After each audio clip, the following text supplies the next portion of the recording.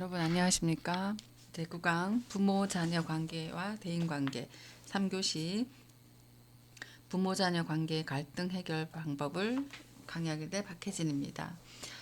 여러분 지금 이제 중간 과제가 나왔지 않습니까? 그래서 일반 2반은 제가 맡기로 했고요.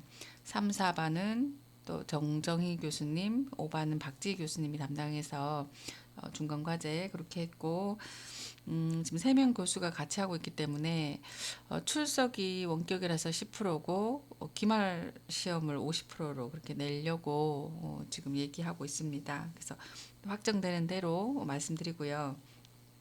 자, 요거는 이제 3명의 교수가 나누다 보니까 지금 여러분한테는 조금 이렇게 객관성을 유지해야 되겠죠. 그래서 문제는 한 문제만 냈고 3명의 교수가 다 볼 겁니다. 그렇게 진행하겠습니다. 자, 부모 자녀 관계 갈등 해결 방법. 앞에서 쭉 보셨죠? 뭐 이렇게 뭐 안가품하기, 뭐 무능한 보이기, 뭐 이런 거 잘못된 행동 목표도 있는데, 자, 제일 중요한 건 관계예요. 관계. 맞죠? 우리가 제 기분이 좋으면 어때요? 만약 엄마가 기분이 좋으면 아이고 우리 딸 뭐 했니 어쨌니 하지만은 관계가 안 좋으면 어때요? 보는 것마다 다 마음에 안 든다고 하지 않겠습니까? 그래서 우리도 자녀 갈등 해결 방법을 잘 지켜보도록 하겠습니다. 자, 격려를 할 때 고려해야 될 지침인데요. 페이지 253페이지 있습니다. 자, 격려 중요하죠. 보면 평등과 상호 존중에 근거한 민주주의적 부모 자녀 관계를 형성하기 위한 가장 중요한 기술 중에 하나가 격려입니다. 격려는 자녀의 장점과 성취에 초점을 맞춰서 자녀에게 자신감과 자아 존중감을 북돋아 줍니다. 자, 칭찬과 격려의 차이에 대해 살펴보면 다음과 같습니다. 첫째, 칭찬 잘했을 때와 성공 잘했을 때 주어지는 것이라면 격려는 실패해서 넘어졌을 때 주어지는 것입니다. 둘째, 칭찬이 상대방에게 보상감을 심어주는 거라면 격려는 있는 그대로 상대방을 인정해주는 말이나 행동입니다. 셋째, 칭찬의 초점이 행위나 일의 결과에 있다면 격려는 그 일에 대한 행한 사람의 초점을 맞추는 것입니다. 넷째, 칭찬은 언제나 더 잘해야지 하는 강박관념을 심어줄 수 있지만 격려는 있는 그대로 자신이 인정되고 있다는 신뢰와 믿음을 자리 잡게 해줍니다. 그래서 사실 칭찬보다 우리는 격려가 더 필요하죠. 그래서 저 보시면 격려를 할 때 고려해야 될 지침. 아무런 전제 조건 없이 자녀를 수용하고 신뢰한다. 우리 원래 있는 그대로 보잖아요. 근데 우리가 살면서 어때요? 자꾸 바라게 되고 기대하게 되죠. 자, 고자질 같은 부정적 행동은 무시한다. 긍정적인 태도나 언어를 사용한다. 과제나 어려운 문제를 수행할 때 간섭하지 않는다. 장점이나 잘한 점에 초점을 맞춘다. 아동의 노력을 알아주고 성취를 인정해준다. 아동에게 칭찬을 해주기보다는 격려한다. 그래서 뭔가를 했을 때의 칭찬보다는 있는 그대로 하는 그 격려가 더 중요하겠죠. 자, 여러분들도 이제 간호사가 되시면 환자한테도 마찬가지예요. 지금 우리가 부모 관계지만은 환자한테도 올 때요. 어떤 걸 했을 때의 칭찬보단 격려, 있는 그대로의 격려가 더 중요하겠죠. 자, 여기서 보시면 자연적 논리적 결과에 의한 자녀 훈육인데, 자, 보시면 아동에게 전달하는 말은 나는 네가 다른 사람의 권리를 존중할 줄 알게 되리라 믿는다. 결과 있죠. 또 나는 네가 책임 있는 선택을 하리라 믿는다. 너는 가치 있는 사람이다. 나는 네 자신을 돌볼 수 있다. 난 지금의 네 행동은 좋아하지 않지만 너를 여전히 사랑하고 있다. 너는 결정할 수 있다. 네가 현명한 결정을 내릴 거라 믿는다. 자, 보시면 되게 그 말 뜻에 있죠. 특징하고 가능한 결과까지. 그래서 여러분도 항상 뭐예요? 책에도 마찬가지 벌의 결과도 있거든요. 자, 벌의 결과는 PPT에는 없네요. 자, 봐봐요. 두고 봐라. 뭐 자업자득이다. 그럼 어때요? 분노, 안갚음, 욕구, 공포, 혼란, 반항이 되고 너는 못됐다. 그건 절대 안 된다. 상처받거나 죄의식을 얻거나 넌 언제나 그 모양이다. 인정받지 못한다. 이게 참 중요하거든요. 그래서 여러분이 어떤 말이라도 아동에게 전달하는 말의 벌의 결과나 자연적 논리적 결과니까 지금 PPT에 나오신 거 보시고 항상 너의 행동은 좋아하지 않지만 너를 여전히 사랑하고 있다. 중요하죠. 부모 확신. 그래서 여러분들도 이거를 좀 참고하셨으면 좋겠습니다. 여기 보시면 벌의 결과는 지금 PPT에 없는데 제가 잠깐 읽을게요. 자, 벌은 자녀의 행동에 대해 부모가 책임을 지지만 자연적 논리적 방법은 부모가 아닌 아동이 자신의 행동에 책임을 진다. 즉 자녀 스스로가 행동의 결과에 대한 책임을 지고 불이익과 불편함을 감수하게 된다.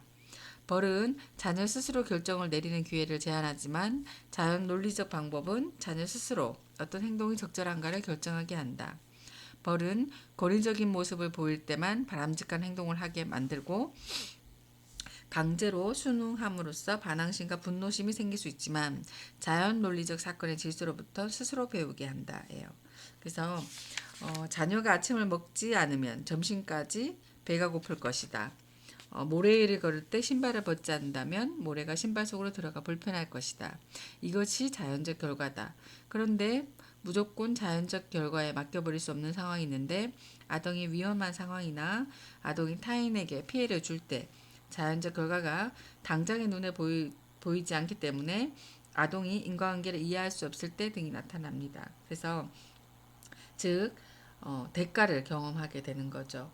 그래서 아동이 행동의 대가로 따르는 결과, 즉 논리적 결과는 첫째, 자녀를 훈육할 때 필요할 때 사용하고 둘째, 자녀가 자기 행동의 결과, 즉 대가를 경험해야 하며 셋째, 그 대가가 자신의 행동과 노력으로 관련돼 있다는 것을 알아야 됩니다. 자, 보면 부모 자녀가는 부모에게 어떤 의미가 있을까예요. 근데 예를 하나 들면 자 보세요. TV를 시청한다고 정해진 식사 시간을 어기면 밥을 굽게 된다는 논리적 결과를 경험하는 것은 자녀에게 선택권을 주고 결정을 받아들이며 부모의 뜻을 받아들이고 자신의 행동을 수정하게 한다는 것이다. 근데 주의할 점은 자녀에게 선택의 기회를 제공해 줘야 되고 결정 후 반드시 실천하도록 일관성 있게 적용해야 되고 결정은 이미 내려졌지만 나중에 다시 기회가 생긴다고 말해주고 그 후에도 잘못된 행동을 계속하면 그 행동을 하기 전에 시간을 경과하도록 하고 다시 해볼 기회가 있고 시간 있다 말 외에는 다른 말을 하지 않는 것이 효과적입니다. 자, 우리가 참 어렵죠. 이게 보면. 그래서 자기 확장, 사회적 지위, 부모 자신의 인지적, 정서적 발달, 생애 의미 경험합니다. 자 보시면 첫째 자기 확장의 의미는 부모는 자녀를 통해 자기 연장감 또는 지속감을 느끼고 그러나 자녀를 자기와 지나치게 동일시하거나 자신의 연장으로서 또는 분신으로 생각하거나 견해를 강요할 때 문제가 발생합니다. 자, 부모 자신의 인지적 정서적 발달을 촉진한다. 부모가 된다는 것은 개인의 성장 기회, 끊임없는 자기 성찰과 발전의 기회를 갖게 됩니다. 셋째, 사회적 지위를 획득할 수 있고 결혼을 하고 부모가 되어서 비로소 한 성인으로서 인정되며 부모가 되는 것은 사회적으로 중대한 책임과 의무를 수반합니다. 넷째, 궁극적으로 생의 의미를 경험하게 됩니다. 자녀 양육을 통해 인간의 생활 주기를 경험하고 생활의 의미를 이해하고 인생의 진리를 체득하게 됩니다. 자, 보시면 자녀 입장에서 부모 자녀의 관계는 어떤 의미일까요? 어렵죠. 또 반대로. 자, 부모로부터 성격과 인성의 측면에서 지대한 영향을 받습니다. 어떤 부모를 만나고 어떤 가족 분위기에서 성장하는가는 개인의 인생을 좌우하고 삶을 지배하는 중요한 요인입니다. 예를 들어 자율성을 인정해주는 부모 밑에서 자란 아이는 스스로를 존중하는 아이가 되고 스스로 성장할 만한 힘을 가지고 성장하여 사회적 관심을 가지고 사회 구성으로서 사회에 공헌하게 됩니다. 저 같은 경우는 저희 아빠랑 99.9%가 닮았을걸요. 성별 빼고. 근데 보면 성격과 인성이 예전에는 되게 뭐라고 해야 될까요? 아빠는 남한테 되게 좋은 사람, 되게 밖에서 인정받는 사람, 오지랖이 되게 넓은 사람이었어요.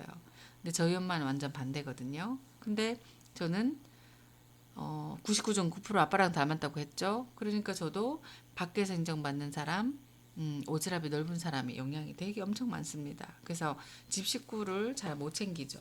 그래서 참 중요하다고 생각해요, 이게. 둘째는 부모 자녀는 다른 어떤 관계보다 오래 지속되는 관계고 이 관계는 평생 동안 지속된다. 우리는 부모를 선택할 수 없지 않습니까? 부모 또한 자녀를 선택할 수 없죠. 네.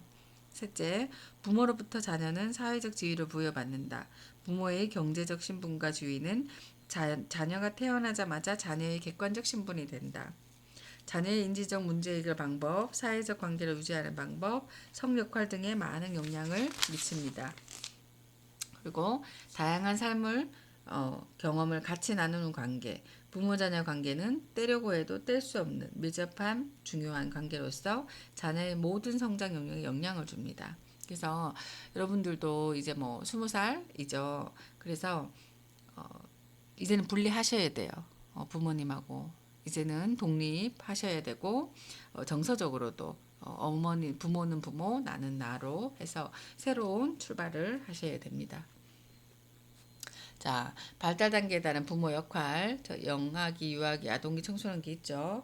자, 영아기의 부모 역할, 보육자, 보호자로서 역할을 하고 기본적 신뢰감을 형성하고 자율성을 덮고 학습 경험을 제공합니다. 그래서 사회성 발달, 또 뭐 또래와 잘 어울릴 수 있도록 상호작용을 경험을 제공하고 언어 발달을 위해 사물의 이름을 반복해서 말해주어 언어 모델로서의 역할을 다해야 합니다. 자, 두 번째는 유아기, 양육자, 훈육자 발달인데요. 훈육자로서 역할을 하고 부모는 자녀에게 기본적인 규칙과 제한을 두고 이를 잘 지키도록 하기 위해 훈육을 합니다. 자아개념의 발달을 촉진하고 주도성을 발달하고 학습 경험을 제공합니다. 그래서 언어적 측면에서는 언어에 민감하게 반응해서 잘못을 수정해주고 사회적 측면에서는 유아기에 인사하는 방법, 성인과 대화할 때 태도, 자신의 의사를 정확하게 표현하는 방법을 학습하고 이러한 것들을 생활 속에서 자유롭게 배우도록 합니다. 아동기의 부모 역할에서는 아동기는 피아제의 발달 단계의 구체적 조작기에 해당합니다. 그래서 아동기의 부모의 영향력이 감소하고 또래 집중이 점차 커집니다. 그래서 격려자로서의 역할, 그리고 훈육자로서의 역할, 그리고 근면성 발달, 긍정적인 자아 개념 형성을 돕습니다. 부모는 자녀를 인정해주고 격려해 주어야 하며 성공 경험을 많이 하도록 환경을 조성해 주어야 합니다. 그리고 학습 경험을 제공해 주어서 학습 내용에서 어려움을 겪는 부분을 설명해 주고 자료를 제공하는 학습 조력자 역할도 수행하고 인터넷에 음란물 등의 위한 내용에 노출되지 않도록 지도해야 합니다. 자, 청소년기의 부모 역할은 청소년기는 중학교부터 고등학교 시기입니다. 청소년은 생리적 욕구와 조절, 새로운 존재로서의 자아 정체감 수립, 발달을 해결하는 시기입니다. 그래서 인지 발달 면에서는 급격한 신체적 정서적 변화에 따라서 외모에 행동에 너무 몰두해 있으므로 다른 사람들도 자신만큼 관심 있다고 생각하여 자신의 관심사와 타인의 관심사를 구별하지 못하고 자기중심성이 드러납니다. 그래서 청소년기의 자기중심적 사고를 나타내는 것은 자, 나는 누구인가? 나는 무엇이 되길 원하나? 난 누구이며 어디서 왜 여기 왔는가 등 근원적인 질문을 하게 돼서 자아 정체감 형성을 결정하는 중요한 시기라고 합니다. 그래서 격려자로서의 역할, 청소년기에 부모의 체별, 권위적인 부모한테는 도전을 받게 되죠. 이때 수동적 공격성이 커지면서 따라서 자녀를 격려하고 평등하게 상호 존중하는 태도로 대하는 것이 중요합니다. 그리고 상담자로서의 역할, 청소년기는 자녀가 또래로부터 배척이나 따돌림을 털어놓고 상담할 수 있는 현실적인 부모가 되어야 합니다. 그래서 자녀에게 따뜻한 관심과 지지를 보여줄 수 있으므로 상담자 역할을 잘 감행해야 됩니다. 그리고 의사소통 기술의 모델이 되죠. 그래서 부모는 자녀와의 대화에서 의사소통 비율적으로 이루어질 경우 지나치게 비판하고 통제하며 비난하는 대신 나 전달법, 뭐 군화기법 우리가 배웠죠. 공감 반응으로 표현해야 됩니다.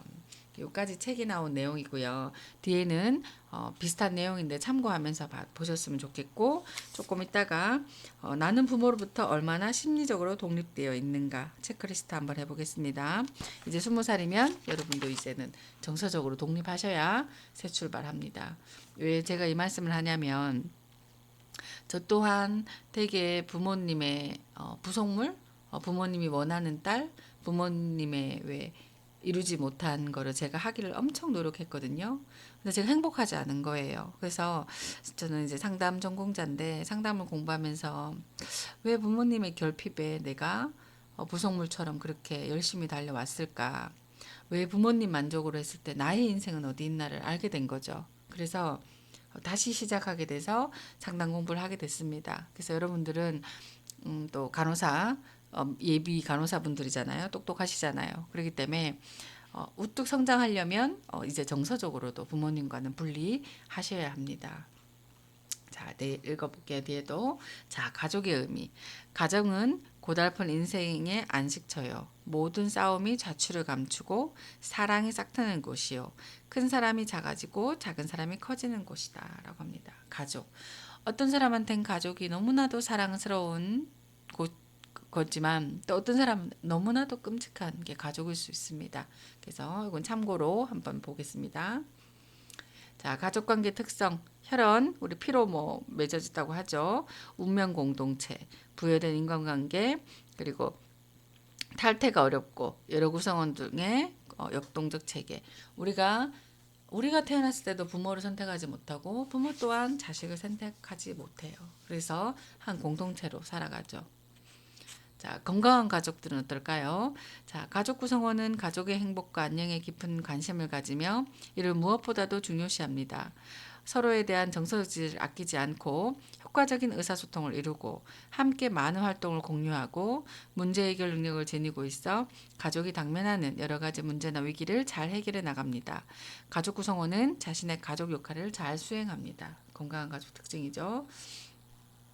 자, 부모 자녀 관계. 인간관계 중에서 가장 혈연적인 관계, 가장 수직적이고 종속적인 관계, 개인의 인격 형성에 있어 가장 중요한 관계, 중요한 교육의 장. 세월이 흐르면서 관계의 속성이 현격하게 변화합니다.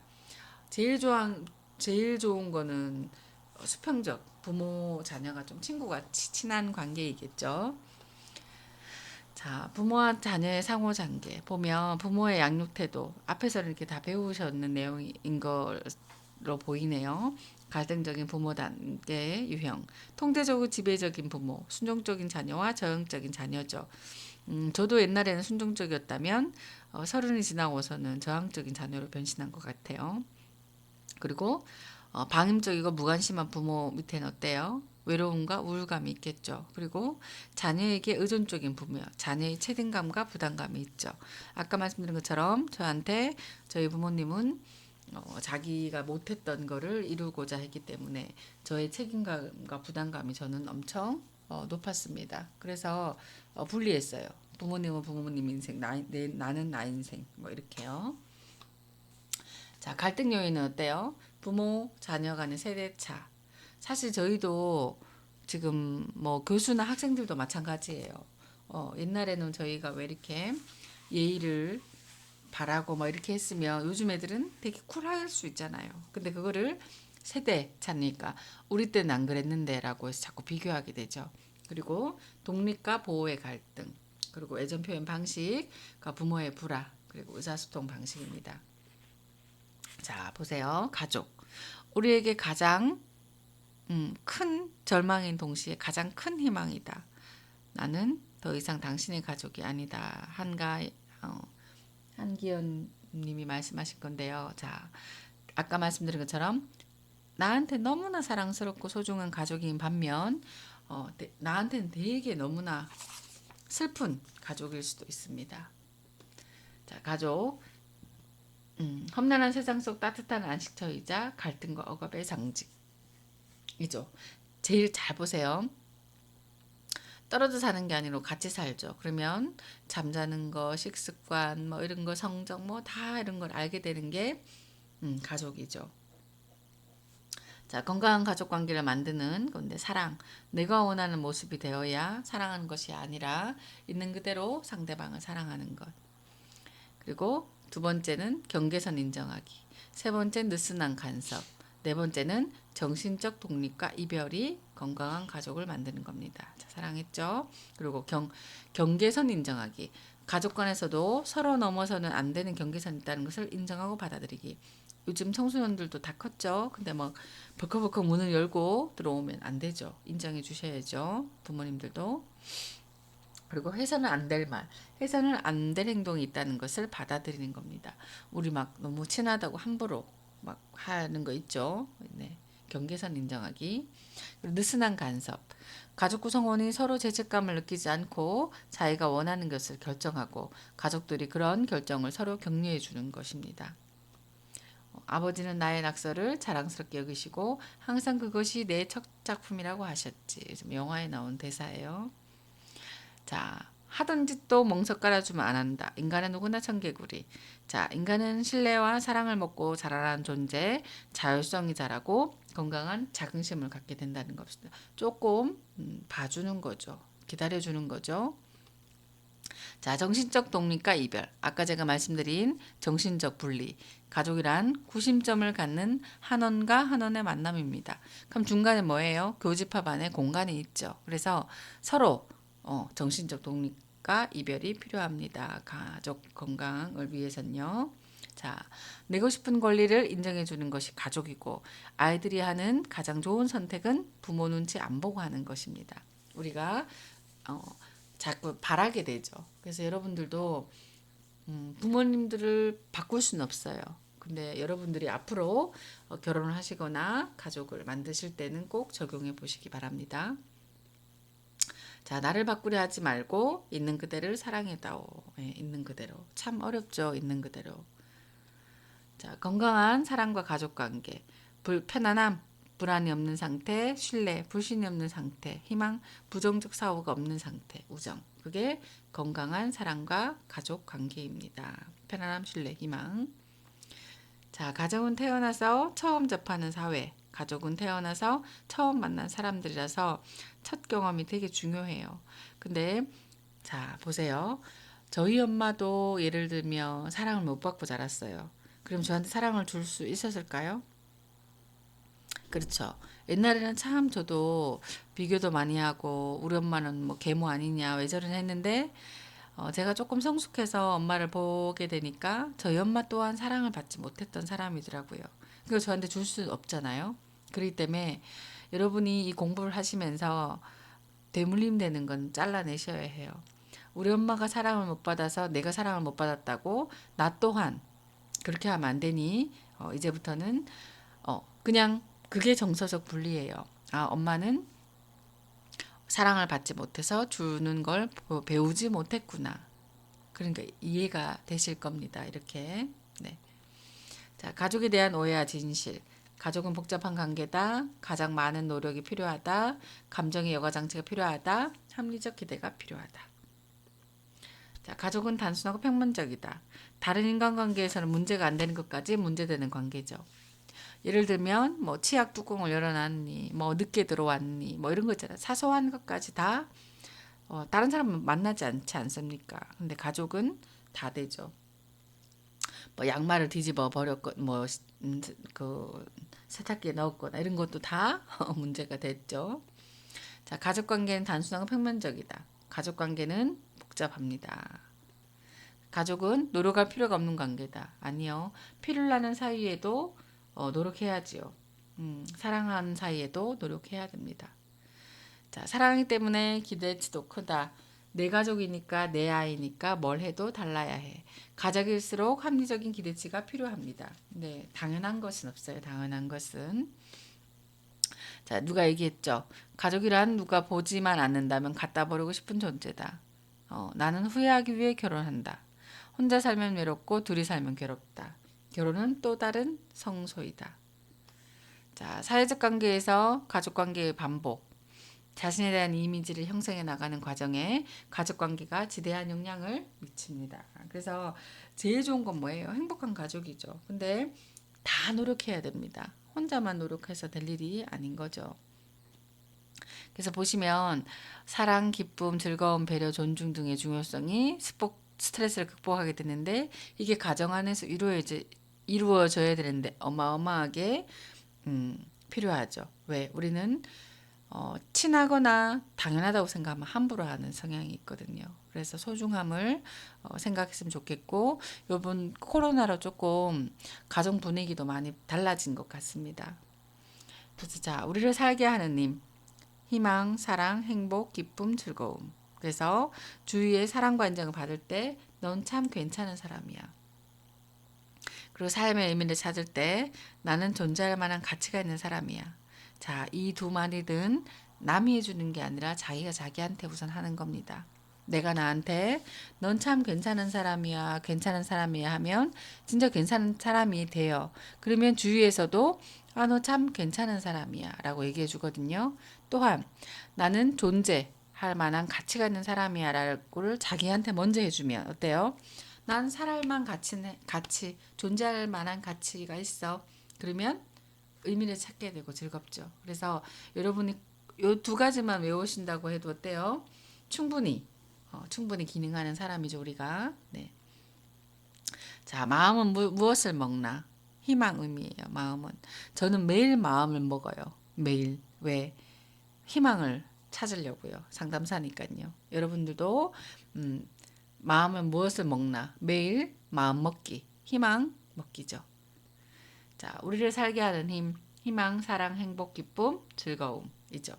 항상 찾았으면 좋겠어요. 그리고 여러분들 이번 코로나로 왜 대구에 많이 오셨다가 가고 있는데 지금 정말 뭐라고 해야 될까요?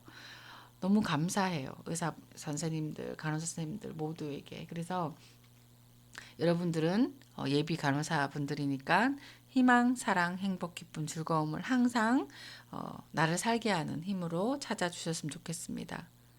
그래서 자, 마음은 무엇을 먹나? 무엇을 드실래요? 여러분. 아까 말씀드린 것처럼 매일매일 마음 먹기. 저는 긍정, 희망을 선택합니다. 그래서 이렇게 만족, 찰만, 발족. 예. 많이 그렇게 자기한테 만족인 거죠. 그래서 비교하지 말고 옆에도 보지 말고 각자의 발걸음으로 각자. 그리고 간호학과 학생들 전 걱정하지 않아요. 다 자기 갈 길은 잘 걸어가시더라고요. 그래서 스스로한테 힘이 되는 이 수업 3교시가 됐으면 좋겠고요. 뒤에 난 부모로부터 얼마나 심리적으로 독립되었는가 잠깐 보여드리고 요거는 제가 올려놓겠습니다. 그러면 한번 여러분이 할 수 있도록 할게요. 자, 나는 부모로부터 얼마나 심리적으로 독립되어 있는가. 네, 요거 체크리스트 있죠. 여기도 24번까지 있거든요. 요건 제가 자료 공지사항에 올려드리겠습니다. 체크 한번 해보시고요.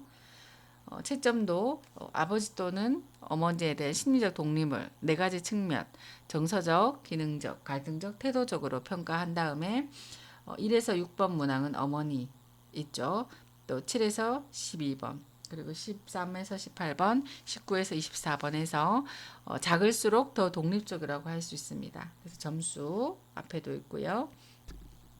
뒤에도 갈등적 독립 척도가 있으니까 한번 해보시고 이제부터는 진짜 새 출발해서 여러분의 새로운 인생을 설계하셨으면 좋겠습니다. 저희가 지금 제가 시간을 한번 보고 네, 됐으면 올려두겠습니다. 네, 오늘도 수고하셨고요. 저희 조카 사진이에요. 저는 네. 저작권 때문에 조카 사진을 이용했습니다. 네, 모두 수고하셨습니다.